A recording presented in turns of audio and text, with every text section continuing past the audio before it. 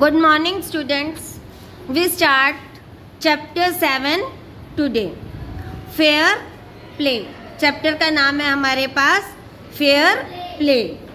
ये प्रेमचंद जी की एक स्टोरी है। प्रेमचंद जी एक हमारे बहुत बड़े स्टोरी राइटर हुए हैं। स्टोरी पढ़ने से पहले ये क्या बताना चाहते हैं? Has your best friend ever done something you thought was wrong? कि अगर तुम्हारा जो बेस्ट फ्रेंड है वो कुछ ऐसा करता है जो तुम्हें लग रहा है कि वो गलत है, जो तुम्हारे लिए क्या है, गलत है। What did you do then? तब तुम क्या करोगे? Did you keep quiet or did you tell your friend what you thought? या तो आप क्या करोगे? आप क्या चुप रहोगे या फिर अपने फ्रेंड को बोलोगे कि तुमने जो किया वो गलत किया? तो ये स्टोरी पढ़ेंगे हम। Read this story about two friends who had to decide what was more important, friendship and enmity. मतलब दोस्ती इम्पोर्टेंट है या दुश्मनी इम्पोर्टेंट है। और a sense of what is right and what is wrong. मतलब कि जो हमारी दोस्ती है वो सही और गलत पर निर्भर है या नहीं, सही या गलत है, या दोस्ती और दुश्मनी है हमारे पास जो भी है। तो फेयर प्ले में स्टोरी स्टार्ट करते हैं हम। स्टोरी के फर्स्ट पार्ट में क्या कह रहा है?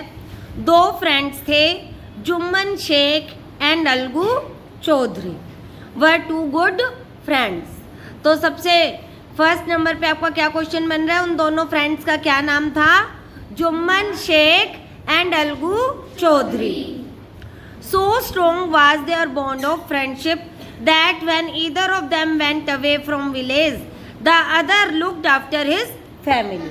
दोनों की दोस्ती बहुत बेजोड़ थी, बहुत बढ़िया मजबूत दोस्ती थी दोनों की। दोनों में से अगर किसी को शहर के गांव के बाहर जाना पड़ता तो वो दूसरा फ्रेंड अपने फ्रेंड की फैमिली की केयर भी करता था, ध्यान भी रखता था। Both were greatly respected in the village. दोनों की गांव में बहुत ज़्यादा इज्जत भी थी। Jumman had an old aunt who had some property. Jumman की एक बूढ़ी आंटी थी जिनकी कुछ प्रॉपर्टी थी। This she transfer to him on the understanding that she would stay with him and he would look after her. तो उसकी आंटी जब अकेली थी, वो बूढ़ी हो गई थी, तो उसकी जो प्रॉपर्टी थी उसने जुम्मन के नाम कर दी। और क्या कहा, क्या अंडरस्टैंडिंग की उन्होंने, आपस में बात की कि जब तक मैं जिंदा रहूंगी वो उसका ध्यान रखेगा। She would stay with him, वो उसके साथ ही रहेगी, and he would look after her. The arrangement worked well for a couple of years. कुछ वर्षों तक ये सही चलता रहा। Then the situation changed. फिर सिचुएशन बदल गई। मतलब कहते हैं ना, टाइम के साथ सब बदल जाता है। Jumman and his family were tired of the old relative. जो जुम्मन और उसकी फैमिली थी, अब वो पुराने रिश्तों से थक गए थे। मतलब वो आंटी बूढ़ी हो गई थी और रिलेटिव भी थे, तो वो थक गए थे। Jumman became as indifferent to her as his wife. Indifferent क्या होता है? Became indifferent। देखो यहाँ मीनिंग भी दिया है साथ साथ थोड़ा इन्होंने। Lost interest in or did not care। तो वो धीरे धीरे जो जुम्मन था उसने भी उनकी आंटी की केयर करना छोड़ दिया और उसकी वाइफ ने भी केयर करना छोड़ दिया। Who grudged even the little food। ग्रुडिड का मतलब क्या? अनविलिंगली, मतलब बिना चाहते हुए जब हम कोई काम करते हैं। She grudged even a little food that the old lady wanted every day. वो जो बूढ़ी लेडी थी, बूढ़ी आंटी थी, थोड़ा सा खाना खाती थी और वो भी जो जुम्मन की वाइफ थी उसको बहुत मुश्किल से बिना इच्छा के थोड़ा सा खाना देती थी। She swallowed these insults along with her food. उसे भी पता जब तुम्हें कोई बिना इच्छा के कोई चीज़ देता है तो तुम्हें भी इंसल्ट सी फील होती है ना। इस इंसल्ट को उन्होंने बहुत टाइम तक तो टॉलरेट किया। स्वेलोड का मतलब यहाँ पे टॉलरेट करना है, सहन करना है। These insults along with her food for a few month, उन्होंने कुछ महीने तक तो ये सहन किया।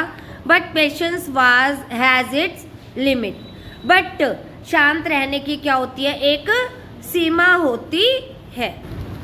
One day she spoke to Jumman, उन्होंने फिर एक दिन जब उनकी शांति की जो लिमिट थी वो क्रॉस हो गई, उन्होंने जुम्मन को कहा, माई सन, मेरे बेटे, it is now obvious that I am not wanted in your house. अब ऐसा लग रहा है, ये ऑब्वियस है, ये समझ आ रहा है कि मैं तुम्हारे घर में नहीं रहना चाहती। Kindly give me A monthly allowance so that I can set up A separate kitchen, कि तुम मुझे हर महीने कुछ पैसा दे दिया करो जिससे मैं अपनी अलग से किचन बना सकूं। My wife knows best how to run the house, be patient. तो इससे क्या कहा, जुम्मन को उन्होंने कहा जब उसकी आंटी ने कि मुझे कुछ पैसा दे दो ताकि मैं अपने घर को, अपनी किचन अलग से बना सकूं। लेकिन जुम्मन को ये भी मंजूर नहीं था। जुम्मन ने क्या कहा कि मेरी जो वाइफ है उसे पता है अच्छे से कि घर को कैसे चलाना है, इसीलिए तुम शांत रहो। मतलब जैसे बूढ़ों को, बूढ़ी आंटी थी, उन्होंने क्या कहा, बस अब तुम चुप रहो, जैसे मेरी वाइफ कर रही है वो क्या है, ठीक है। सैड जुम्मन शेमलेसली, तो बेशर्म ही हो गया जुम्मन भी। जुम्मन ने बेशर्म होकर ऐसा कहा कि मेरी वाइफ ठीक है और तुम अब क्या करो, चुप रहो। This made his aunt very angry and she decided to take her case to the village panchayat. अब जो उसकी आंटी थी उसे बहुत गुस्सा आ गया और उसने डिसाइड किया, डिसीजन लिया, to take her case to the village panchayat, कि मैं अपना केस पंचायत में लेके जाऊं। For many days the old lady was seen talking to the villagers, explaining her case and seeking their support. कुछ दिनों तक तो वो आंटी, जैसे अब कोई परेशान होता है तो आसपास के लोगों से बात करते हैं ना, तो गांव के लोगों से वो अपनी बात बताने लगी एंड सीक, और उनका साथ मांगने लगी। सपोर्ट होगा तभी तो वो केस जीत पाएगी। सम सिंपैथीज विद हर, कुछ लोग तो उस पे दया करते थे कि ये बेचारी बूढ़ी है और इसने अपनी संपत्ति भी जुम्मन को दे दी, अब जुम्मन की वाइफ और जुम्मन इसका ध्यान नहीं रख रहे। Other laughed at her and a few others advised her, कुछ लोग उस पर हंसते थे कि तुमने क्यों दी थी अपनी प्रॉपर्टी, ठीक है, और कुछ लोग उसे सलाह देते थे। वो क्या सलाह देते थे, कुछ लोग क्या सलाह दे रहे थे, अब make it up with her Neiphiu and his wife. वो लोग भी ऐसे ही कहते थे जुम्मन की तरह, तुम चुपचाप अपने भतीजे और उसकी वाइफ के साथ रह लो। At last she came to Algu Chaudhary and spoke to him. फिर उसको पता था आंटी को कि जो जुम्मन का बहुत अच्छा फ्रेंड है वो कौन है, अलगू चौधरी। फिर वो अलगू चौधरी के पास ही गई और उसने उसको कहा, यू नो चाची, Jumman is my best friend. तो अलगू ने उसको कहा कि चाची, तुम तो जानती हो कि जुम्मन मेरा बहुत अच्छा दोस्त है। How can I go against him, मैं उसके विपरीत कैसे जाऊं, मतलब कि मेरा दोस्त चाहे गलत कर रहा है तो फिर भी मैं उसका साथ दूंगा। तो इस पे अलगू ने कहा, बट इज इट राइट माई सन। तो उसकी चाची ने कहा कि तुम्हें पता है कि जुम्मन गलत कर रहा है, फिर भी तुम उसका साथ दोगे तो क्या ये सही होगा।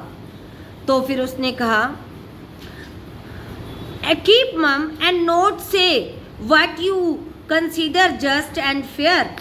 क्या फिर भी तुम बिल्कुल मम यानी कि क्वाइट या साइलेंट, मतलब तुम्हें पता है कि तुम्हारा फ्रेंड जुम्मन गलत कर रहा है, फिर भी तुम चुप रहोगे, कुछ नहीं बोलोगे, तो क्या ये ठीक है, ये फेयर है। Pleaded the old lady, old lady ने कहा, come to the panchayat and speak the truth. उसने कहा, प्लीज तुम पंचायत में आओ, तुम पंच बनो, सरपंच बनो और जो सच है वो बोलो।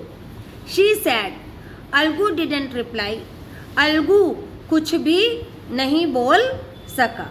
But her words keep ringing in her years. लेकिन जो आंटी के शब्द थे वो उसके कानों में बज रहे थे।